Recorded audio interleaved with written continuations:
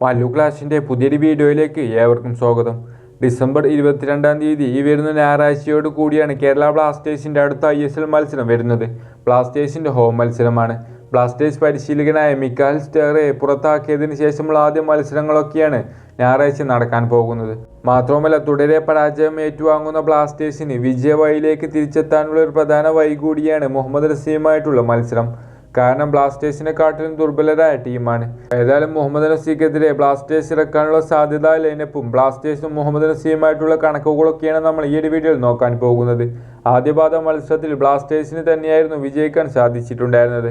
ഏതായാലും ഇനി ബ്ലാസ്റ്റേഴ്സ് ഈ ഒരു മത്സരത്തിൽ ഇറക്കാനുള്ള സാധ്യത ലൈനപ്പിലേക്ക് കടക്കുകയാണെങ്കിൽ TG പുരുഷോത്തമന്റെ കീഴിലാകും ബ്ലാസ്റ്റേഴ്സ് ഇറങ്ങുക. ആയതുകൊണ്ട് തന്നെ 11-ൽ തന്നെ ഒരുപാട് മാറ്റങ്ങൾ നമുക്ക് പ്രതീക്ഷിക്കാം. ഗോൾ കീപ്പർ ആയിക്കൊണ്ട് സച്ചിൻ സുരേഷ് തന്നെയാകും ഇറങ്ങുക. ഡിഫൻസിലേക്ക് കടക്കുകയാണെങ്കിൽ 2 സെൻട്രൽ ബാക്ക് പൊസിഷനിൽ മിലോസും അതുപോലെ തന്നെ പ്രീതം കോട്ടാലും ഇറങ്ങാനാണ് സാധ്യതകൾ തെളിഞ്ഞു വരുന്നത്. റൈറ്റ് ബാക്കിൽ നമുക്ക് പ്രബീർ ദാസിനെ ആദ്യ ലെവലിൽ പ്രതീക്ഷിക്കാം.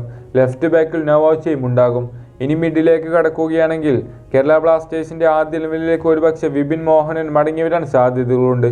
10 ദിവസത്തിനുള്ളിൽ വിപിൻ മോഹനൻ ബ്ലാസ്റ്റേഴ്സ് ക്യാമ്പിൽ സെറ്റാകുമെന്ന കാര്യം മാർക്കസ് അപ്ഡേഷൻ ചെയ്തതാണ്.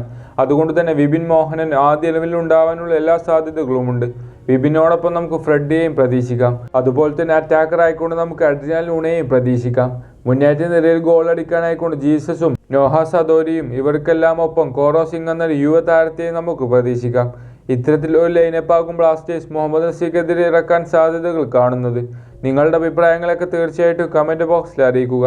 ബ്ലാസ്റ്റേഴ്സും മുഹമ്മദ് നസീമുമായിട്ടുള്ള മത്സരത്തിലെ സ്കോറൊക്കെ ഒന്ന് പ്രെഡിക്റ്റ് ചെയ്യാനും മറക്കരുത്. മറ്റൊരു വീഡിയോയുമായി നമുക്ക് വീണ്ടും കാണാം.